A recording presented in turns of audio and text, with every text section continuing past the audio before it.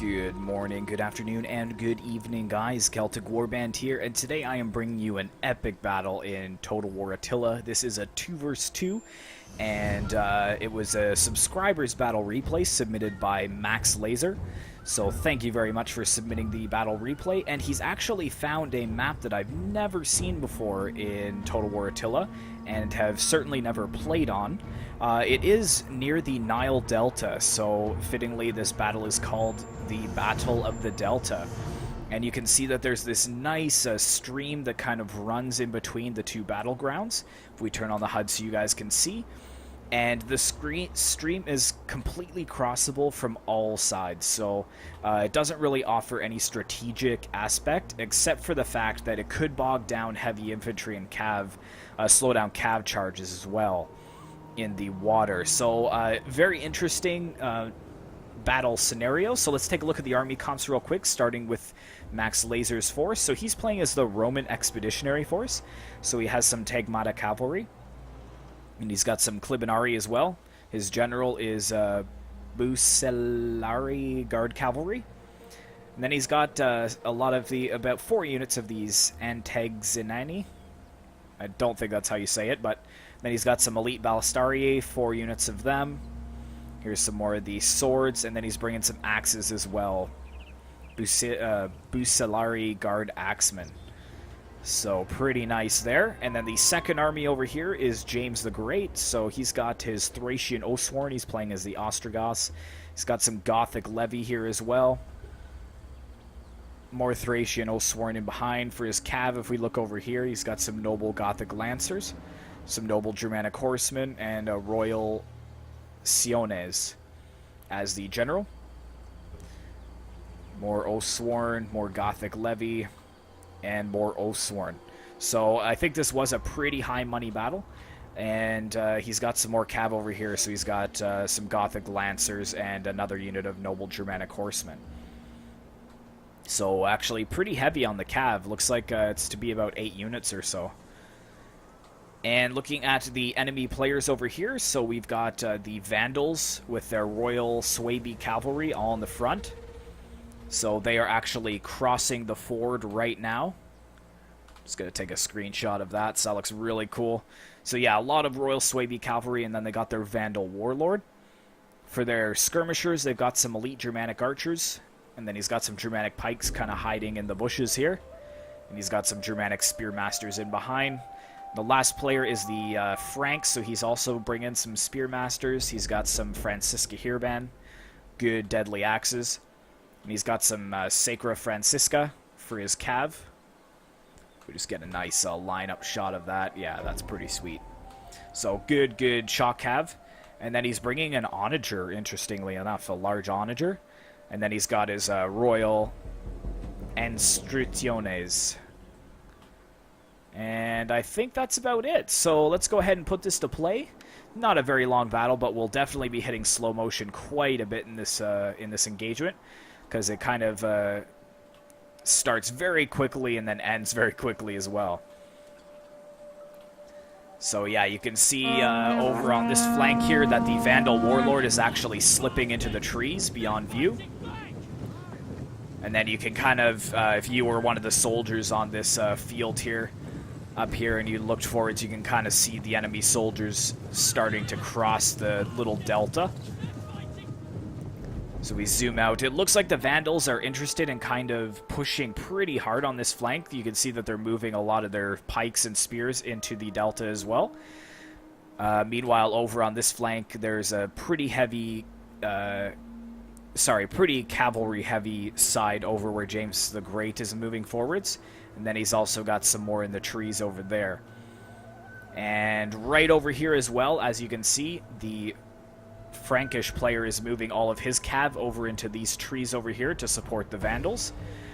So it looks like the main engagement is going to happen right in the center here, and then there's going to be a lot of flanking going around with the cav. Let's take a look at the Pike's view here. Just kind of zoom forwards. Fire arrows being unleashed. I think it's a little premature for fire arrows. I would just stick to regular shot at this point. but it is pretty fearsome. And it looks like we got a cavalry charge coming up, so I'm actually going to flip to this side here, where we can see the Royal Roman infantry holding fast. We're not really even going to see the charge. I think right over here is okay. Ooh. Yeah, that was a good charge there. So really wiping out a lot of the Roman infantry very quickly. But we've got some support coming in as well. You can see that the axes are moving forwards over here. And we've even got some of the cav moving in around the flanks. And I think they do discover the Vandal warlord over here. And he is firing at the cavalry in the trees, but he's going to try to pull out of there. Looks like we got some of the Germanic spearmasters as well, trying to zone out the enemy cav, throw in their pila. We got some more cav moving forwards over here as well. Yeah, and it looks like they're going to charge into these spearmasters. I don't know if that was a good idea, because they are going to cut down quite a bit of the cav early on. Let's turn on the HUD so we see what's going on. So, yeah, it looks like the Roman infantry is breaking pretty quickly here. But at the same time, they are breaking the cavalry quite effectively. And James the Great and his force hasn't really even moved in yet. And look at this. I think this is the single biggest mistake. I'm sorry if you're the Frankish player. Everybody makes mistakes in these games, including me, but this is a terrible idea. He's actually moved all of his cavalry back across the river, and that just allows all of this cav over here from the Roman Expeditionary Force to just kind of get in behind the Vandal player. So yeah, you can see he's charging at his general over on the right-hand side here. And he's just kind of pouring his cav in. He's going to be able to get some of these archers caught in melee. And I think that was just poor timing on the Frankish player's part.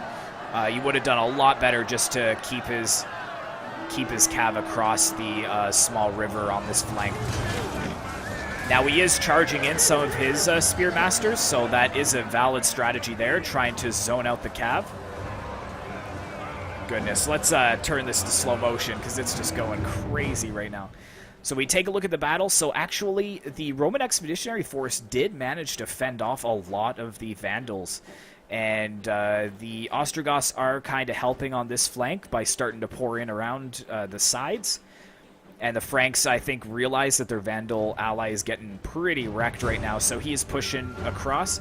And look at that. He realizes his mistake, so he is trying to move his Sacra Francisca back across the fjord. But at this point, I think it's too late. If you can see all the routing Vandal troops, they were kind of just caught out. The Onager was destroyed very early on by a good charge from James the Great's cav. I did miss that just because we were focusing on the main infantry grind. But yes, so now it's kind of time for James the Great to swing around and envelope the enemies. And we'll go ahead and flip this back to play. So the Frankish cav, they do try to charge into the leftover cav from the Roman Expeditionary Force. But Max Laser, very good battlefield awareness. He actually does slow almost all the units of cav down and pulls his other unit out.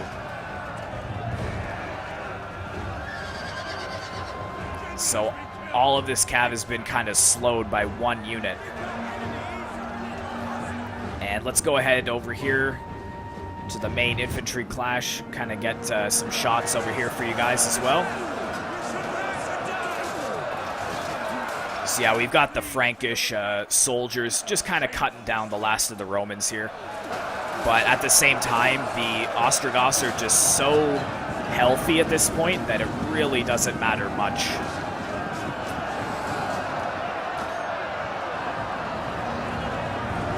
Yeah, so they're pretty much cut down on that flank. Let's turn back on the HUD here. Yeah, so here comes all of the cav from James the Great and his Ostrogoths. Oh, there's so much vegetation, it's hard to actually get some good shots. Here we go. Yep, but he's tried to move some of his Germanic Spearmasters to block the oncoming Cav, but they're just surrounded now. They're pretty much fighting back to back at this point.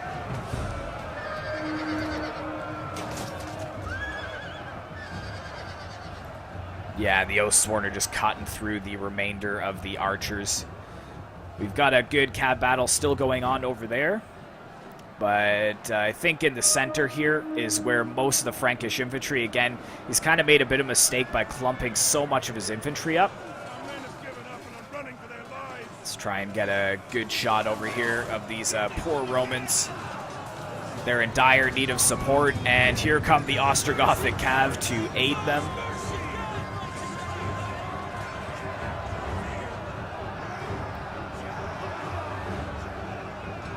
Yeah, so these Royal Anstriciones just trying to hold back the cavalcade, but it's just too late, unfortunately.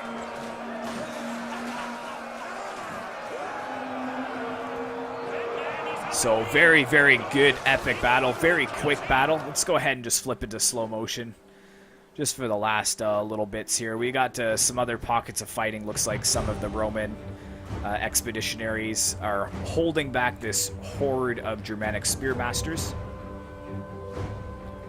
Bravely fighting. I think there's probably only about 10 or 12 of them holding back about 100.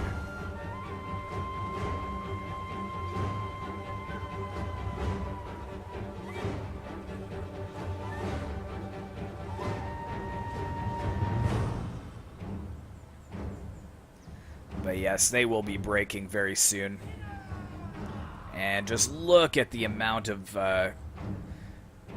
Ostrogoths that are flooding across this river here. So many dead. And if we look over to the cavalry battle, the general for Max Laser does fall in this engagement, unfortunately. And I think there's some Axes still fighting off this Cav. Yes, there is. So we'll take a look at them here. But excellent, excellent play by the Expeditionary Force. He basically held back both of the armies pretty effectively, and then James the Great was able to kind of just swoop in on both ends and just close the jaws. I think it was down to the enemy's lack of Cav and the decision to evacuate his Cav back across the Delta, which cost him the victory, because he definitely had the advantage on the other side against Max Laser's forces. They were very depleted, and if he was able to kind of crush them more quickly, then it may have been a different story. But yeah, we can zoom out of there. Just kind of zoom out and take a look at what's left of the battlefield. Not too much is left. Just got a couple of spears fighting here against, I believe, the Oathsworn, so we can take a look at that. Enemy forces have struck our general down. Yeah, there goes Max Laser's general. Those Oathsworn fighting with that sickle, like, that is just scary stuff. Yeah, throw your peel at them. Looks like they're just gonna chase them down. Through the bushes. Through the bushes of the Nile. So yeah, I think we're down to the last couple seconds of the battle here. Yeah, we've just got some of the Cav bravely charging in. They're just ignoring the Axes that are still fighting.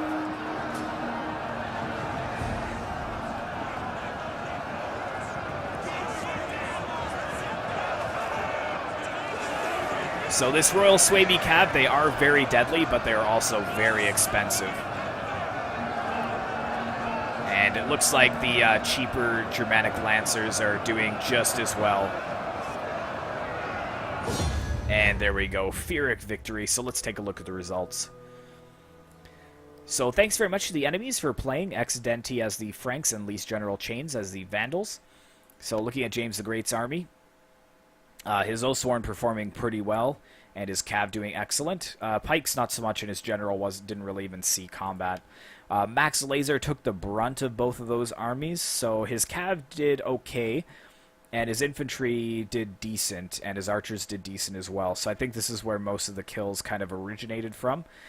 And then James the Great with his Oathsworn kind of just swooped in and you know, broke their morale. Looking at the Vandal player, he was the first to charge in. So initially with his Cav, he actually did quite well. So he's got some decent kills there. And his Archer's not doing too bad. The rest of his infantry really suffered, though. And the Franks have followed up. Yeah, barely any kills with that Onager. That is an expensive piece of artillery, so that was a bit of a waste. And then his Sacra Francisca. A couple units did okay, but not for their price. And then these Royal Anstriciones should have got more kills for how expensive they are. But he did well with his spears, and he did well with his archers. So all around a pretty good battle, and I loved this this battle map. So thanks, Max, for finding that. I will definitely be playing on that map in the near future. So thanks very much for watching, guys. Hopefully you enjoyed this. If any of you guys, I've got 325 subscribers now, and only about 3 people send me replays. So if you guys have any replays from any of the Total Wars, including Medieval 2, you know, Shogun 2, any like Third Age replays or other mods that you can think of, I am totally down for it. Rome 2 as well, I forgot to mention. So please do send it to me. My email is on the top of the screen. When you go to my page, you'll see my email, celticwarband1991@gmail.com. So yeah, thanks so much for watching, guys, and as always, I will see you in the next one.